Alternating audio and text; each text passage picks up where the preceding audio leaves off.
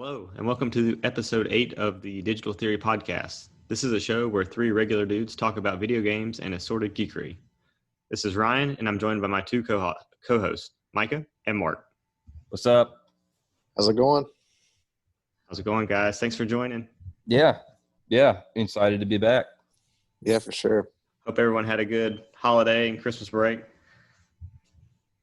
Absolutely did. It was everything I needed, just getting some time off. How about you guys? Definitely can't complain. Yeah, I know, Mark, you've had some time off from school, so that's great. Continues to be awesome. Yeah, I've been pretty busy up until this point, but now I've got about a week off. So my job allows me to go back on the 4th, so some time to relax and play some games. Nice.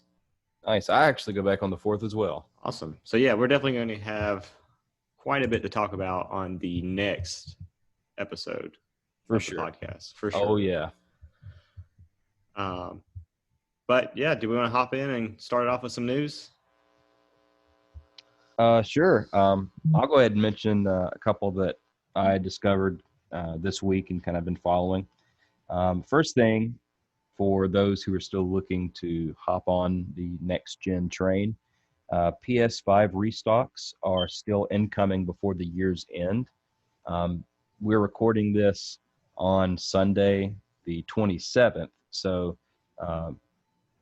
as of right now, rumors suggest that there may be a PS5 drop online for Target, either Monday, Tuesday, or Wednesday morning around 4:30 a.m. But we do know that Sony has stated that there are still more PS5s coming before 2021. So I wonder what made Target land on 4:30 a.m. I was just about to say, would either one of y'all stay up or wake up in time, like at 4:30 for a PS5? I mean, I absolutely would if I didn't have one, but I'm just curious how they landed on that time. I don't get it either. I think it has something to do with time zones. This is 4:30 Eastern time as well, so it's even later. It's midnight. West Coast time? Midnight or 11, something like that, or 1. Anyway, yeah, I don't know. It's a weird time, but we know that Target kind of does things differently compared to the other outlets, but that is the rumor right now. Well, I don't know if I'd get up unless I knew for sure that they announced the time that they were gonna, drop some more stock, because I know Best Buy, they said when they were gonna release their last stock, it was gonna be at 8 or 9 a.m. And what time did it actually drop? It was 3 in the afternoon. Yeah, it was ridiculous. So I would be really upset if I woke up for a Target release at 4:30 a.m. and they didn't even have any. Right. Or it was very late. Well, this just goes to the whole this entire generation's launches has been garbage. I mean, no one's done it well, I don't think. The pre-order process was a fiasco, and so is trying to get one now. So I understand that COVID's kind of complicated everything, but man, these are multi-billion-dollar companies. You think that they could get something together? So I've been thinking on this, and I told Mark about this already. But what do you think about this, Micah? This is my solution to the restocks and even the pre-orders. Basically, say a console is announced, and each company has a lottery system. So basically, everybody who wants one signs up. You're then randomly drawn based on the first release, and you have 24 hours to purchase it and put your credit card information in, all that good stuff. If you don't buy it in that 24 hours, it goes to the next person on the lottery list. And basically, they all have a bank build up. And it's just continuously a lottery. Yeah. I think that'd be perfect. It's definitely be better than what they have now with the system now. And the system now is just atrocious. Yeah, because that's, say you're the next guy on the lottery list, and they, Target gets a 20 PS5s in, on the 28th. and you're next. So then they send you an email and say, hey, your PS5's in stock. Follow this link to purchase it. It expires in 24 hours. Yeah. Simple. Yeah. Then I don't know. I mean, it seems simple enough in today's age. Yeah. The other thing I had thought about would be kind of do like I don't know if you guys have ever bought concert tickets off of Ticketmaster, where as soon as you log in, you get a queue number in line. And basically it's all people who are verified as actual users. And then it's kind of like lining up for a movie.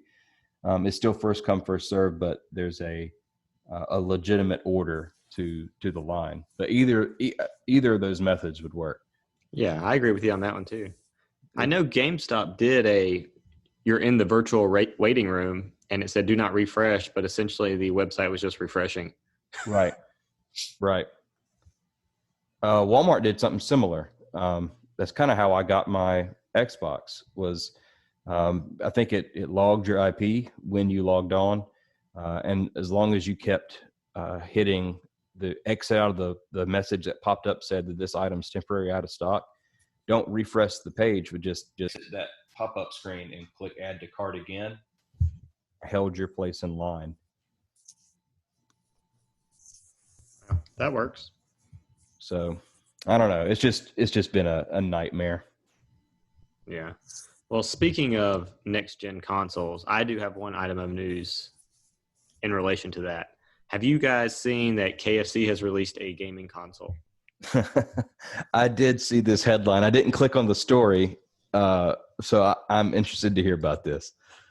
Yeah, I've heard about it, but I almost wonder if it's fake. Okay, so I wondered the same thing, and I have the link here, and I've read the article. But basically, KFC came back and said, yes, it's real, and yes, it's powered by Intel, and yes, it has a chicken warmer.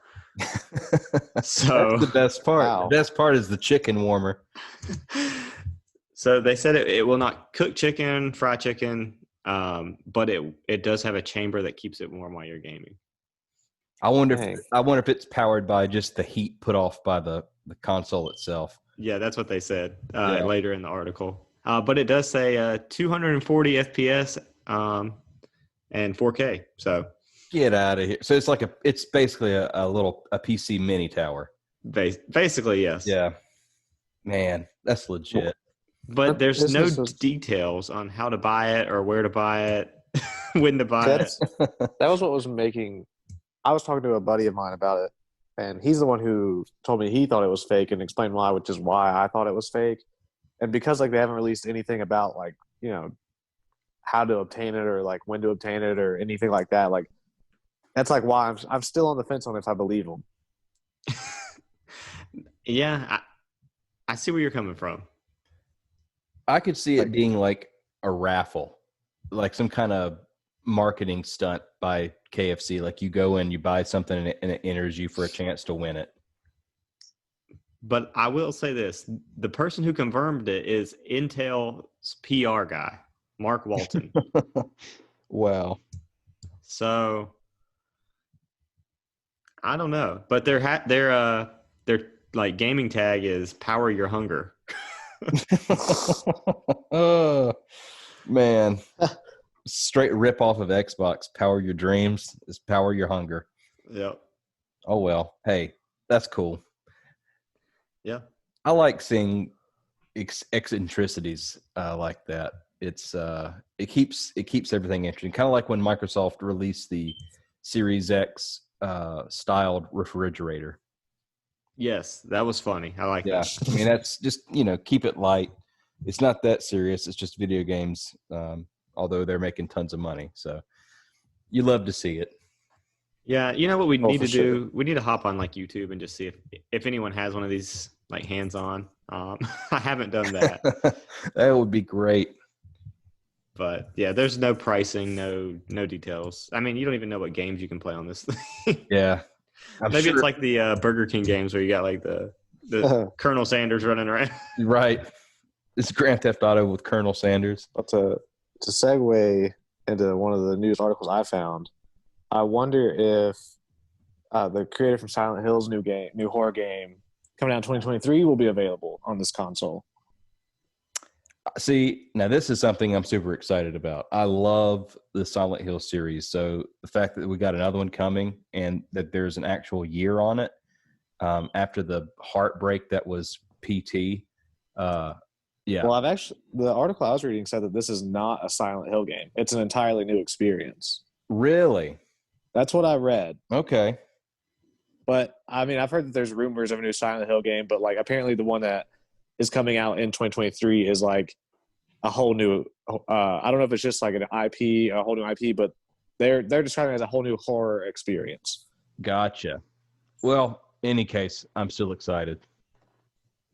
Yeah, I love horror, and so anything that in that genre, I usually pay attention to. So, and Silent Hill obviously is a huge name. So to hear that there's something new coming from that side of town, super exciting. For sure. 2023. I'll check it out. 2023. That's a good ways away. I will say I am not a big fan of horror games. Now I do like the Left 4 Dead, Mike. I know we've talked about that in the past, but not like Silent Hill. I'll play it just to say I played it, but it's not something I look forward to. However, when we get further into what we've been playing, I do have an exception that I do want to try a horror game in. Okay. But we'll get to that. Ryan, maybe in 2023, you can try out this new game with warm chicken on your KFC console. There you go. What a time to be alive. Potato wedges and macaroni and mashed potatoes. Micah, they have officially phased out the potato wedges at KFC. No. Oh, dude, the heartbreak. Oh, no. See, that shows how long it's been since I've been to a KFC. But yeah. I went earlier in the year, and I got like one of the little boxes they have, and it's, I ordered the potato wedges. No, we just have fries. Oh. Like, you kidding? That's the one thing that set them apart, really. Yeah, product differentiation. Yeah. Come on. Wow. These guys even go to business school. Probably not. But they made a gaming console, so. Yeah. That's true. But, I have to say, being a North Carolina boy, it's Bojangles around here. That's right. Oh, yeah. And I know if you're from deeper south, then it's probably, Church's Chicken or Popeyes. But in North Carolina, it's Bojangles. Dude, that's why I don't think about KFCs, because I'm like, of course I'm going to Bojangles. Right. Well, I'm getting fast food chicken. It's coming from Bo Tom. Dude, if Bojangles made a console, I would buy it, no question. See, Bojangles have to get on the game. There's going to have to be a handheld. Yeah. Instead of calling it the Blackberry, it's the Bowberry. Well, they already have a Bowberry biscuit. Exactly. So that would work. Exactly. All right. So I have another piece of news, if I can move on to this, because I think that this is absolutely hilarious. So before I share it, I will do my little general disclaimer that even though this is a political story, there will not be discussing politics of it. But President Trump has recently issued a number of pardons during his last bit as president of the United States. And one that was most interesting to me was a former congressman by the name of Duncan Hunter, who spent over $250,000 of campaign money on personal items like luxury hotel stays and trips for his family. But he also spent $1,302 of campaign money on Steam games. And that's what kind of got him in hot water. So I just thought that was hilarious that we have a congressman who has spent over $1,300 on Steam games who's now been pardoned by the president. Wow. You guys think he was buying like the big name games, or like you think he's a Stardew Valley player or something like that? Like I want to think that he's buying a bunch of indie games, like $15 indie games, This guy apparently is a huge defender of video games. So in that case, I have to give him props. He's one that's always talked about video games kind of being the scapegoat for ills of society. Video games always taking the blame. So I want to think that he's buying stuff like Papers, Please and Factorio and things like that. But who knows? So did it say how long of a time frame it took him to spend this $1,300? That would maybe answer our questions a little bit better. Let's see. Just curious. Maybe that kid that we read about, or that Ryan was talking about a couple weeks ago, that spent all that money on Sonic. Maybe he has a career in politics. Exactly. It doesn't say. Yeah, excuse me. Between 2010 and 2016. So okay. Well, that's yeah. I mean, that's 6 years. It doesn't say that it was all like 100% a drop within like a month, but 6-year period he's been misappropriating funds, taxpayer funds. So, but I will say this: somebody buying video games on Steam is probably a better use of my taxes than what has been going on recently. So I can't be too mad about it. As long as you get some of the Steam games, right? Look, as long as he did like a Let's Play on YouTube that I can watch. I was just thinking that. We're good. Like that's his way of giving back. Yeah. Hey, this is Congressman Hunter, the vaping senator. Follow me, hit the like and subscribe buttons. Well, we talked about this one time before when AOC was playing Among Us on Twitch. So it's the future, man. It's the future. It's gonna become mainstream. I think as politicians start getting into younger and younger generations, instead of debates, I think we're going to have one-on-one on Mortal Kombat. Hey, that's the best way I'm to here handle for it. I'm here for that all day. Wow. Speaking of politicians, and I know we talked about AOC playing Among Us, I did find an article that said the headline was, "Do people still play Among Us?" And I know do you guys remember us talking about that? Yeah. It like took off. I mean, it was like everybody was playing it. So the latest data from Nielsen shows that 500 million users still play it as of November. 500 million? 500 million. That is unreal. That is higher than Pokemon Go and Candy Crush Saga. That's unreal. The weird thing is, and I'm kind of ashamed to admit it, is that I've not played it yet. So when it got really big, I had sent Mark a message and was like, "Dude, do you want to try this game out and just see what it's all about?" And it is confusing at first. I mean, you're like running around and it happens so quick. You're like, what just happened? Right. And like people are like, vote him out. And then you're like, you're dead. But I couldn't spend a lot of time on it, be honest with you. Yeah. I learned it and played it. It's fun for a little bit. Right. See, I'm fairly adverse to multiplayer games anyway, so probably not for me, but I'm glad people are getting some enjoyment out of it. I feel like that game is those 500 million people. I feel like a good percentage of them are playing 10 minutes before they have to do something, like go to work or something. You know what I mean? Like that's the kind of game I think that is, or how I see it. So each match is pretty quick. Yeah, it's very quick. Okay. I will say I don't do a lot of mobile gaming. Actually, I don't do any. Yeah. Like on my phone. But that's a pretty fun game for your phone, I guess. That's the best way I can put it. Yeah, I definitely couldn't see myself spending the $5 just to play it on a PC. I wouldn't see myself paying $5 to play it on the phone, but I can see why people do. You know what I mean? Yeah. Okay. But I thought that number was just unbelievable. 500 million. Wow. That's a lot. But that's all I've got for my news. Yeah, I'm tapped out on news, but I know Mark, you had one more. I think you mentioned. Yeah. I don't know if you guys have played or do play Stardew Valley at all. Oh yeah.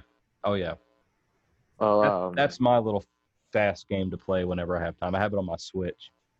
Yeah, same like that. I have it on my Switch and my PC, and it feels perfect on both of them. But apparently there's a new massive update out for PC, so that just adds like a ton of content. Which since you play it, I'm sure you know like there's not really a whole lot of updates that come through. So like I think it adds like a new farm on a beach, which is I think is really cool. So just super excited to see that game still getting some quality of life updates, I guess you could say. This late into its lifespan. Right. Is it still developed by that one guy? I think he still oversees it and does work on it, but I know he has a small team that now like helps him. Okay. Yeah. I mean that was one of the craziest things about the vanilla version of Stardew Valley was how well made it was, how beautiful the game was, and it was all one person. Yeah. You just gotta respect it.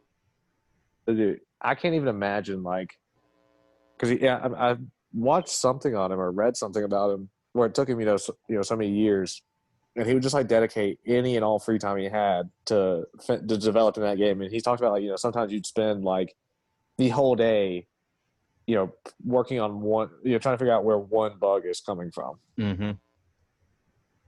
Just nuts. Yeah, you got to respect it. Oh yeah, like dude deserves all that he gets from that game.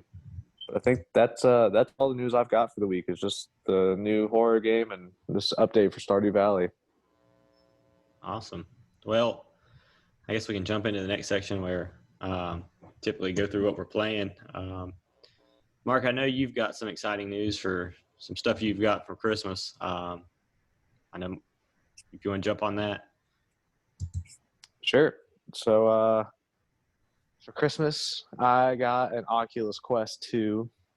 So that's basically all I've been playing. Oh, man. Some notable some games that I think if you are interested in an Oculus Quest or you buy Oculus or any type of VR, Super Hot and Beat Saber are the two I would say you have to play. Yeah, I'm super jealous. Super jealous right now. Dude, you're welcome to use it anytime. It's an experience. My fear is I'd get sick immediately. Well, see, I've been one of the games I've been playing is a game called Population 1, which my best friend, he's the whole reason I got one of these because he got one a couple months ago, and like it's just that's all we've been wanting to do when we're hanging out. I was like, dude, let's do VR. And he has a game called Arizona Sunshine on his, which is like a zombie killing game, and that game makes me super sick. So I was kind of iffy too. But Super Hot, like you don't really do a whole lot of like actual move, like you don't move like with the joystick, which that's what makes me sick is like moving my character, but I'm not actually moving. Mm-hmm. So like with Super Hot, like you're like physically like dodging and like stepping out of the way. And it's kind of the same with Beat Saber.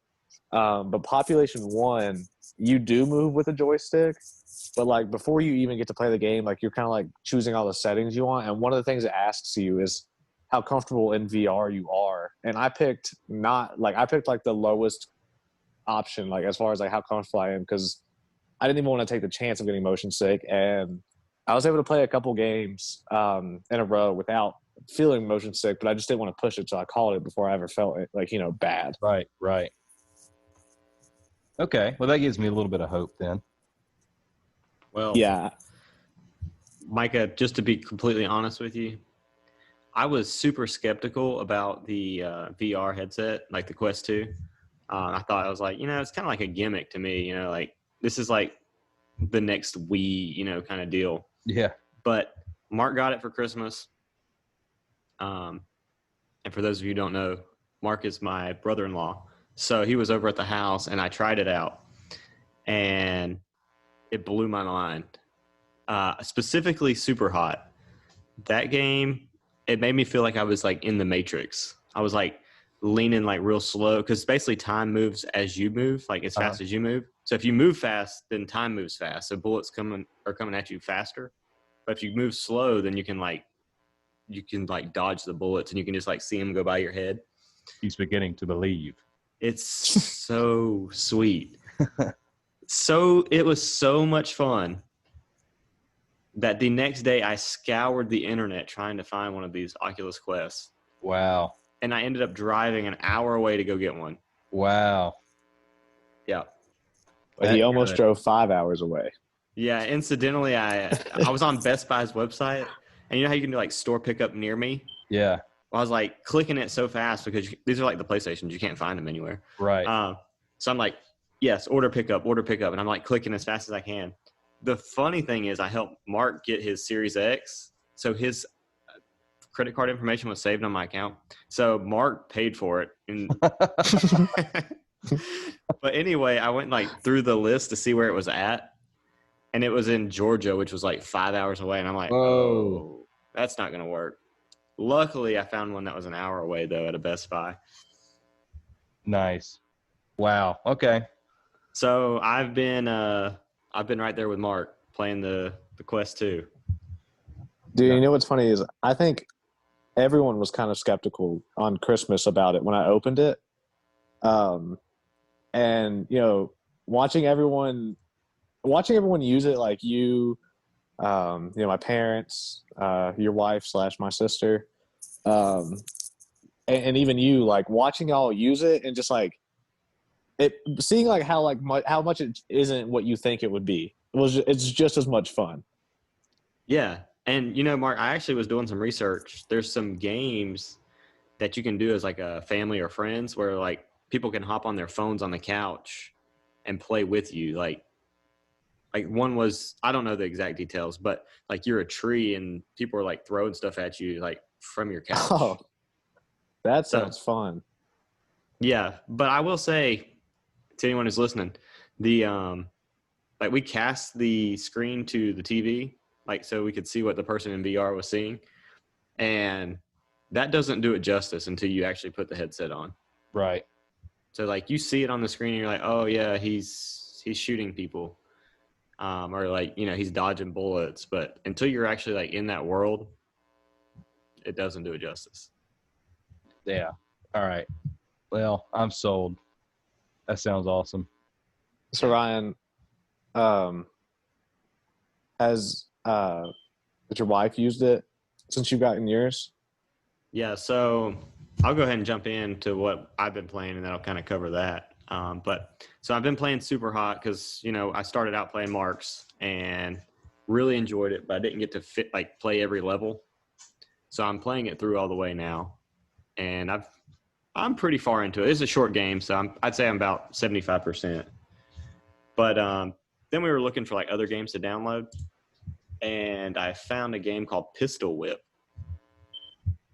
I don't know if you've heard of this one, Mark, but basically it's kind of like an arcadey style shooter. And basically you're like running through these levels, but it's just so fun. And it's got like upbeat music and you like shoot people to the beat and stuff. It's pretty fun. I definitely recommend it. Yeah, that sounds awesome. But so I've been playing that. Those have been the two main items. I really thought this week would consist of Cyberpunk and, you know, catching up on my PS5 backlog. But thanks to Mark, I have a new problem and a lot of new games to play. So, but I've still been playing a little bit of Call of Duty. I haven't completely put the PS5 down, but that's been the main thing. Definitely highly recommend those two games. Dude, and I'll say the day that we all played Super Hot, or that, you know, you initially tried it out, I bought it the night before, but I didn't play it until coming over to your house that day. I played maybe an hour, and over, you know, by the end of that night, between me and Ryan and my dad, we beat the game. Wow. Yeah, it's a very short game, but it's so cool. That's awesome. I know that one game I've been looking at specifically with the, if I ever picked up something with VR. I don't know if you guys have heard of it or even messed with it, but it's called Star Trek Bridge Crew. I haven't heard I of saw that. it on the store on the Oculus. Yeah, so like you're basically sitting on the command deck of whichever Enterprise you want to be on, and you go on these missions just like the TV show. And because you're sitting in a chair and like you're running things at a desk, I felt like, I could probably play that. That's not a whole lot of movement. So, but the way you guys are describing it, especially when you're talking about the option that you can, I guess maybe at decreased sensitivity, maybe I can start branching out and looking at other things I could possibly play. Yeah, that game Population 1, I was very skeptical about it because I'd heard about how great it was, but knowing that, it's a lot of running around and, because of that, you'd have to use the joystick and not physically walk around.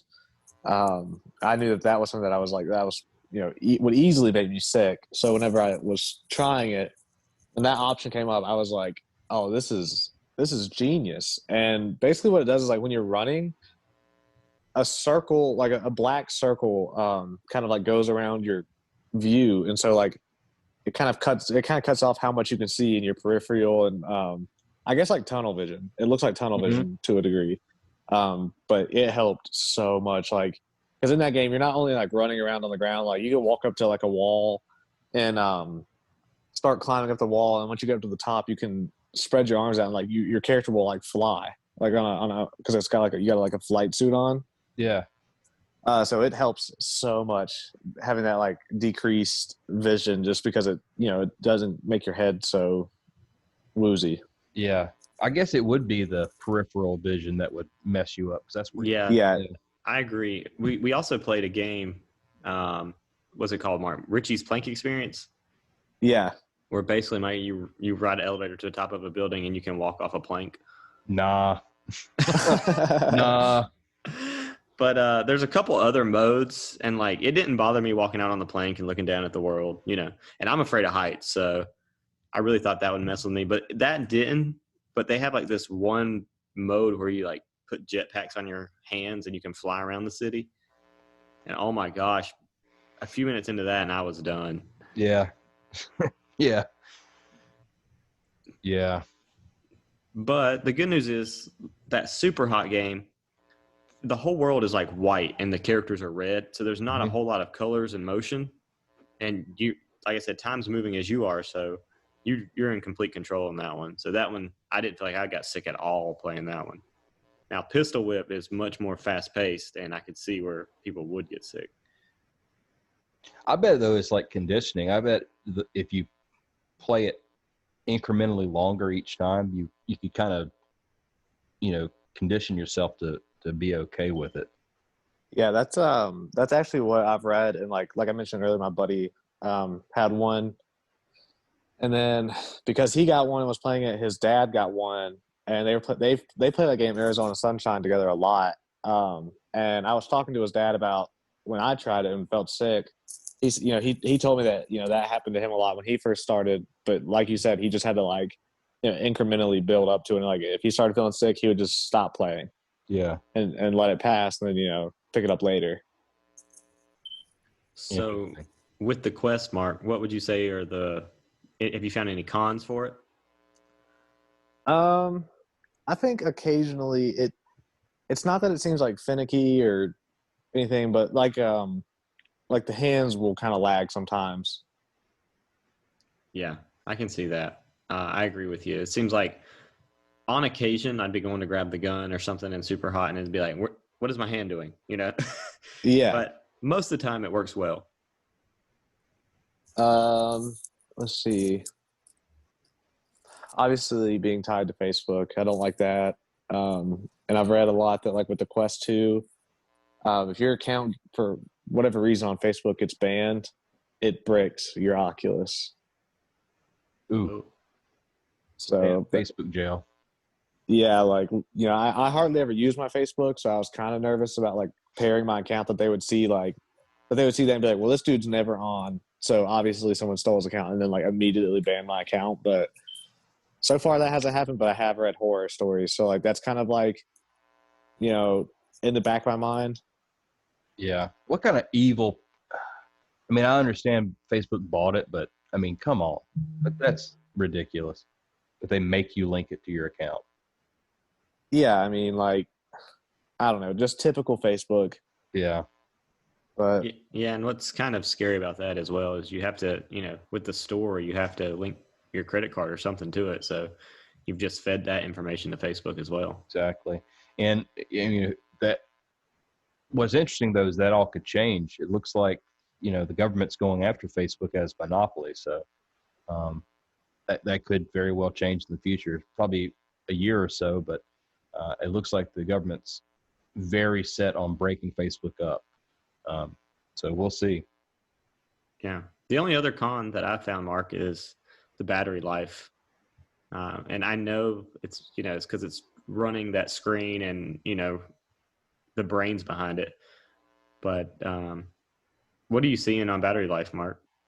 Well, I was going to mention that as one of the cons, but I didn't, just because of the reasons you listed, like just what it takes to run it. I haven't had mine.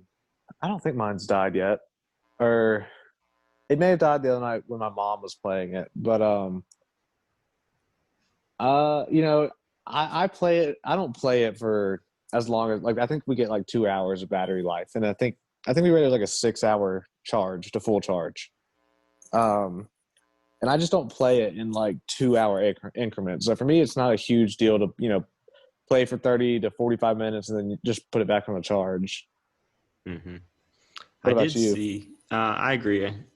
Like I said, I've not had mine as long as you. So the newness we did play a lot on, and it did die. So yeah, I did look online. They have like what's called an elite strap that has a battery on the back of it as well. And they said that's really good for obviously battery life, but it also like balances out the weight of the Oculus because the battery pack's on the back of the strap. That would be, I think, another con is the strap that it comes with almost feels too short. And I can't tell if it's because the actual Oculus itself is so heavy that it pulls down, which gets kind of annoying, that feeling like you have to like constantly readjust it. But like, I feel like the strap could fit better on, because like my sister / your wife doesn't have she's not a big person, and her head is not big, but even she was saying that it felt like she couldn't get it all the way on her head.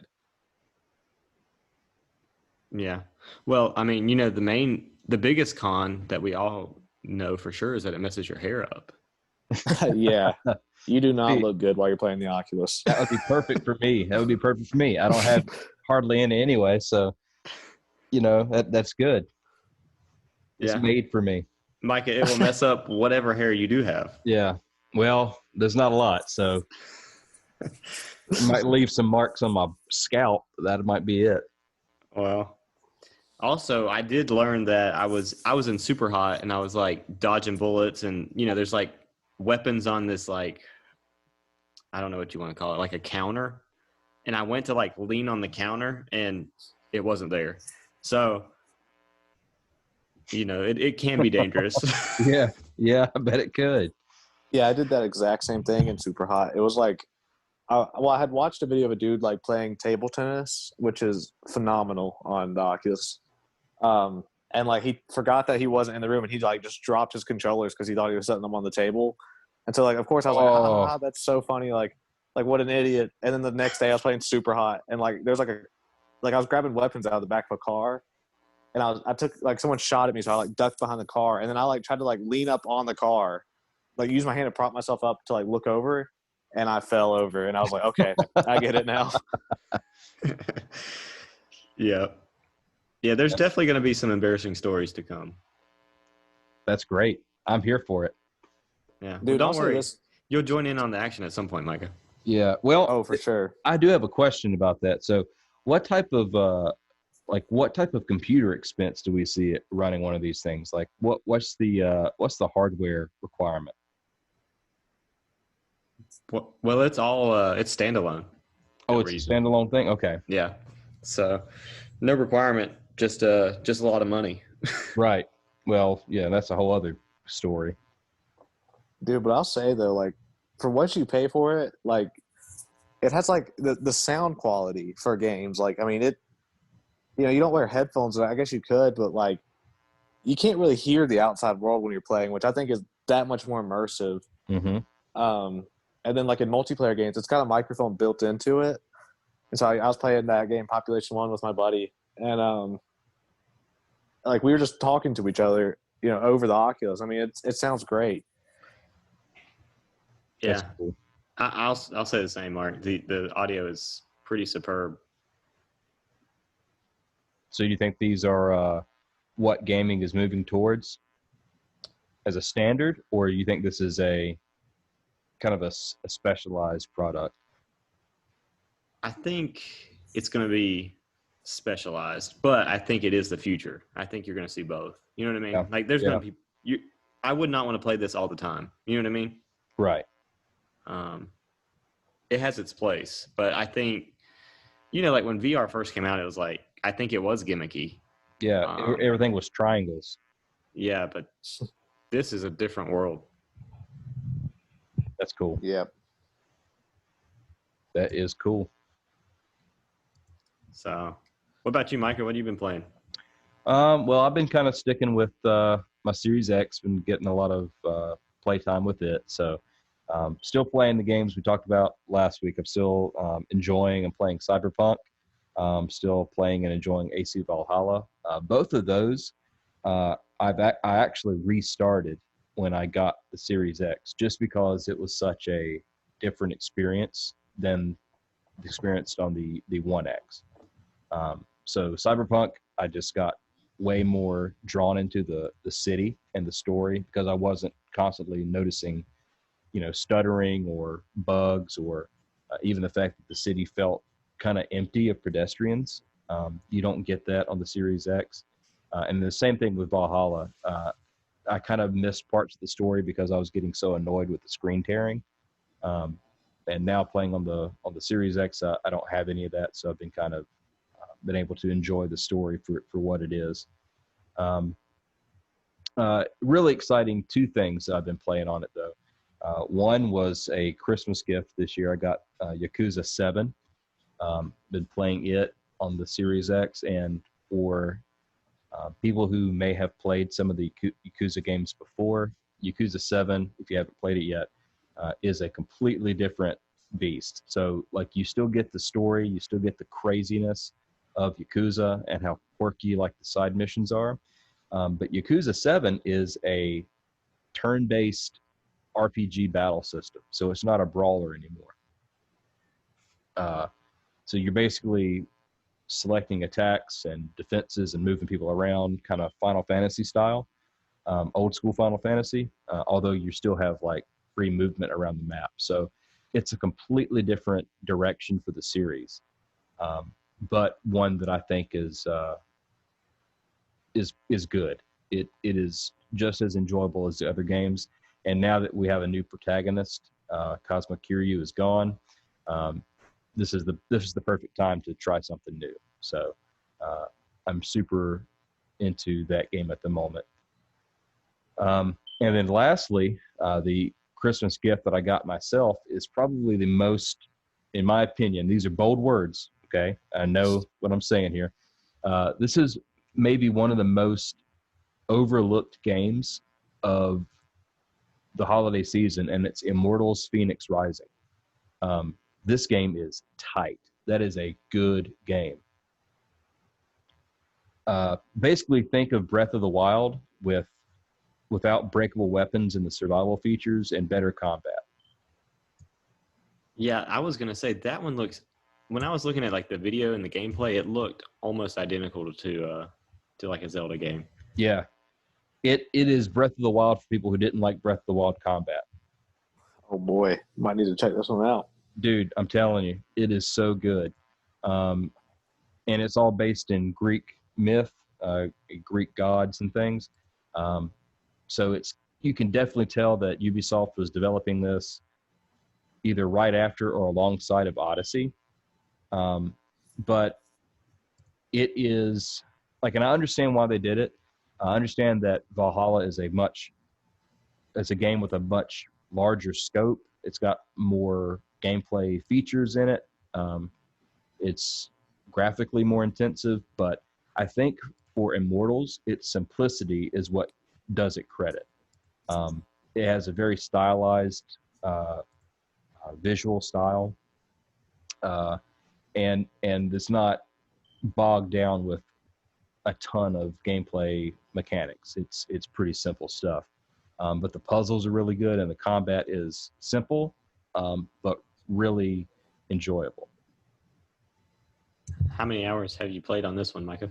So Immortals, I haven't put in that many hours. I think I've played let's see, probably 6 hours in Immortals, but it's a ton of fun.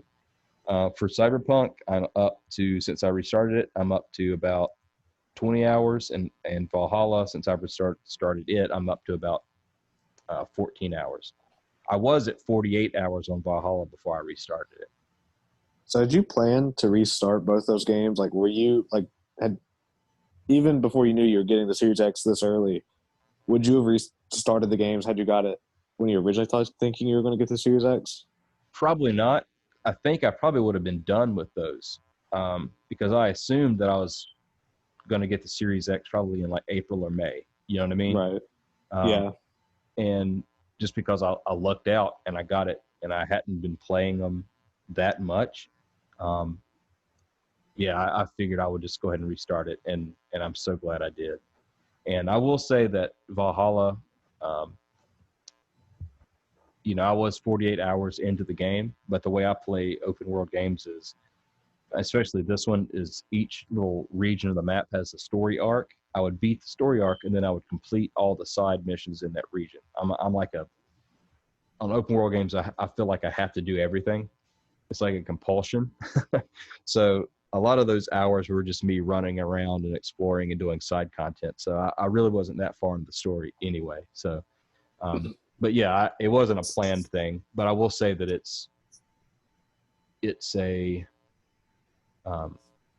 was a benefit for me to play it on the Series X. I feel like I've enjoyed it more on the new console. So with restarting Cyberpunk, I know you said you originally went with the Corpo run. Did you do that again, or did you choose a different background?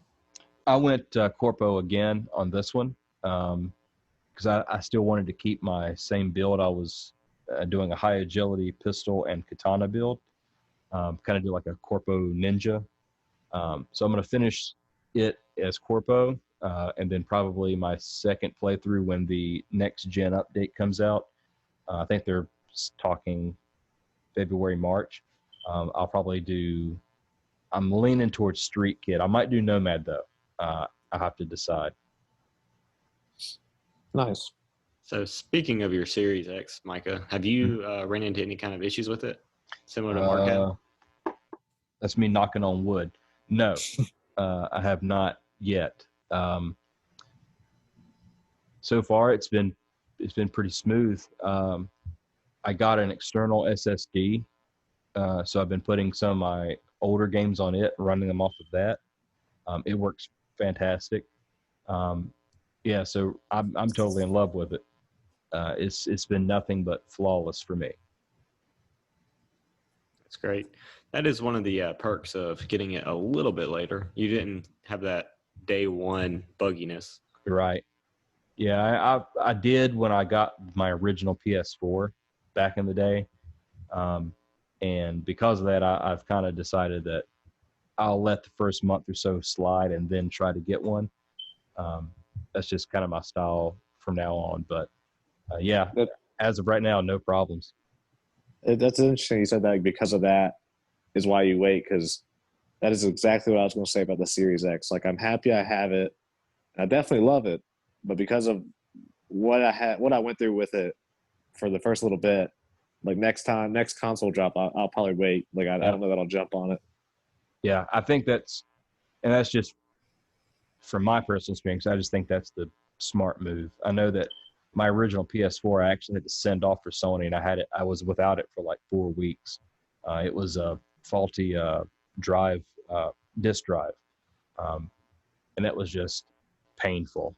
spent to drop that much money, then have to send it off for 5 weeks. That was rough. So I just said never again. Yeah. That sucks.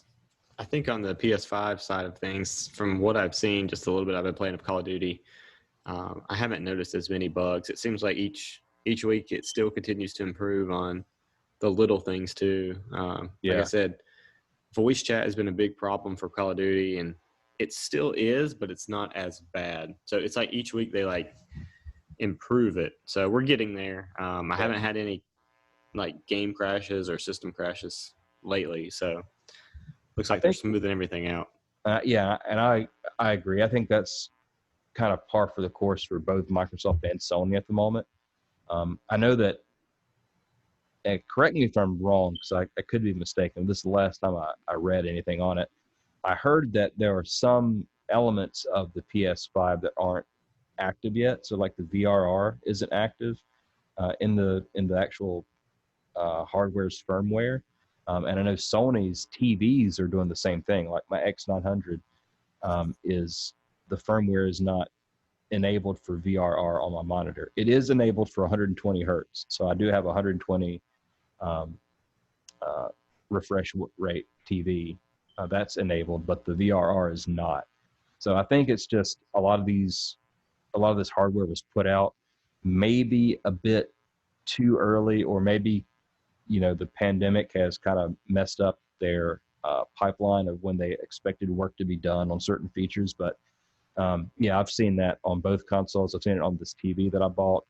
Yeah, it's like every week things get a little bit better, a little bit smoother.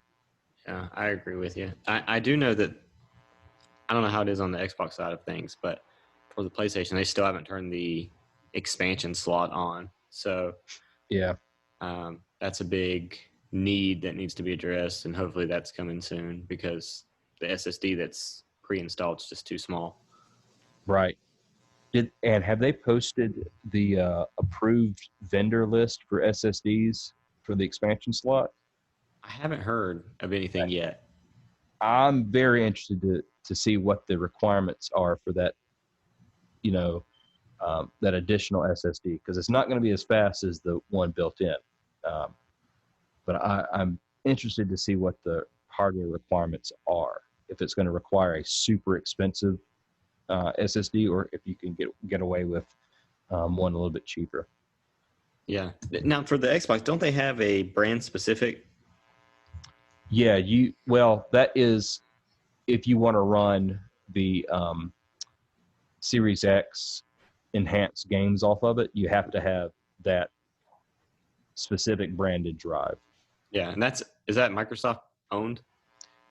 Seagate. So let me look them up. Let me see who owns Seagate. Okay. And they only have one brand, correct? Right. Yeah, it's one slot, and it's the one item, and it's Seagate's. Seagate makes it. Seagate Technology is owned by. Cue the Jeopardy music. Rest in peace, Alex Trebek. It's owned by an investment group. Well, Seagate typically makes pretty decent products, so. Yeah. I guess they're just subcontracted out to make it. Awesome. But yeah, I have a Samsung external SSD. It can't run the enhanced games on it, but it can run some of my backwards compatible games, and it runs it flawlessly. Well, but I will say, going from this SSD to my PS4 Pro and playing off a hard drive, it was almost painful. Oh, I know. The loading times with the SSD are incredible. Yeah, it really makes you appreciate it when you swap back and forth between an SSD and an HDD. It's next level. Yeah, that's kind of like me. For Christmas, I also got a SSD additional hard drive for my PC. Mm-hmm. Basically, I had a small one that would run Windows, so it would boot up quickly, and everything would load up quickly. But a lot of my games, I would have to like uninstall, right, re-download, because I had a terabyte, but it was an old spinning drive, so the speed just wasn't there. Right. So I got that installed. So I look forward to downloading some more games off of Steam and, Epic Games and be able to run those a lot quicker. Yeah, it's a game changer, man. I knew you had jumped on the SSD bandwagon a little bit more before I did. Yeah, and it's not hype. Like the difference is staggering. I was a little skeptical with what people were talking about, but it's absolutely true. Yeah. Well, anybody guys got anything else they've been playing or getting into? No, not really. Oh, that's about it. Just kind of enjoying the holidays with the the people I can speak with at this time. But next week is going to be my gaming heavy week for sure. Yeah. Yeah. Same. Go ahead, Mark. I was just gonna say I've got some time off from work, so I'm planning to put in some serious time. Yep. I think we're all on the same page there. But, well, don't forget, we do have Patreon. So we would like to have a shout out soon, create some more content. Yeah, go check it out. Patreon.com/Digital Theory Podcast. All right. Well, I appreciate everybody joining in. We'll do it again next week. Sounds great. Have a happy new year. And best of luck in 2021. Right It's on. got to be better, right? Well, don't say Can only that. go up. Don't say that. Here's for hoping. That's it. All right, guys. Have a good one.